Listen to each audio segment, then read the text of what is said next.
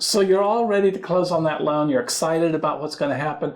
And all of a sudden, the bank or the lender is asking for a financial statement. And you don't have a clue what they're talking about. Lisa, what are they probably asking for? They're probably asking for a balance sheet and a P&L. They want to look at what your business owes as far as liabilities, and more importantly, they want to look at the cash flow to see if you're making enough money to pay the loan back. And you said an abbreviation there. You said a P&L. Would you tell us what that means?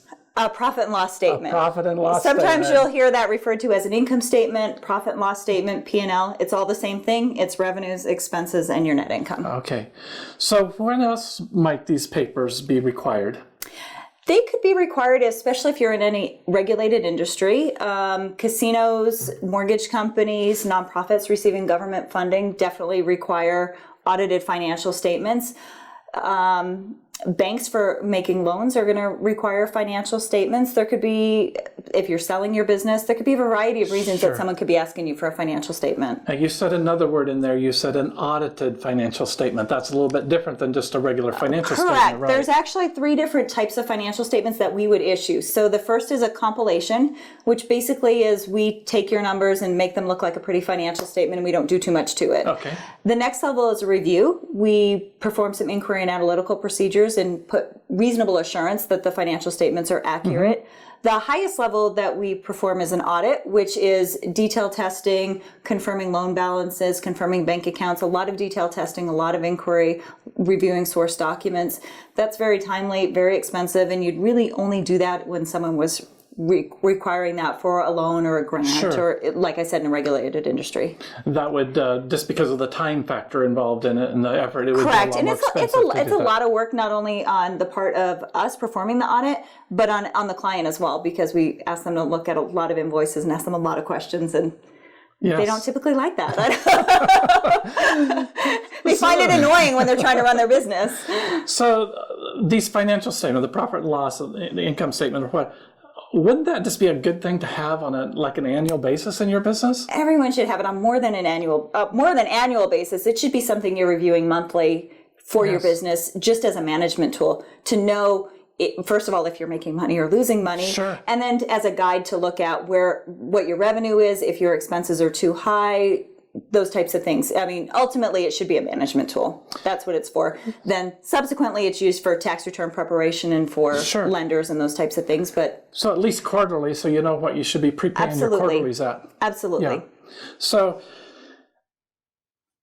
if you're a business owner, if I'm a business owner and I'm starting out, I probably don't know any of this. You probably don't. Because there's just so many entrepreneurs that just say, I like this, it's a good idea, I'm going to run with it, and they get involved in it. What do you recommend for that person?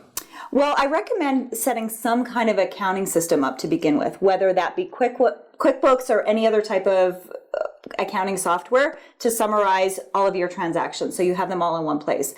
Those types of software programs will then automatically generate these financial statements for you, so you can use them as a management tool.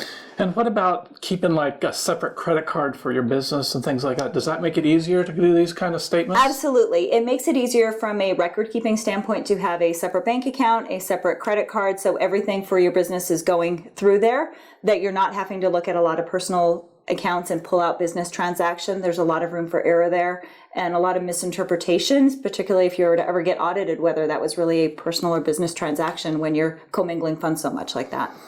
So you do audits for larger corporations or maybe a casino or maybe a contractor that the board needs an audit. Right. Okay. And how would they get a hold of you, Lisa? They would just either call our office or email us. Our number is 702-255-2330. I am in charge of all the financial statements at the office, but we have plenty of people that can help out. All right.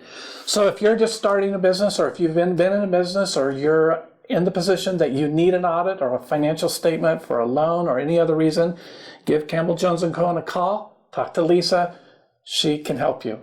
Hi, this is Jack Cohen. I'm a CPA with the accounting firm of Campbell Jones Cohen CPA in Las Vegas. Wanted to let you know that these videos were brought to you by Life Benefits. Life Benefits is a company that deals in insurance that we work with closely all the time. And if you need any assistance with insurance, please give them a call.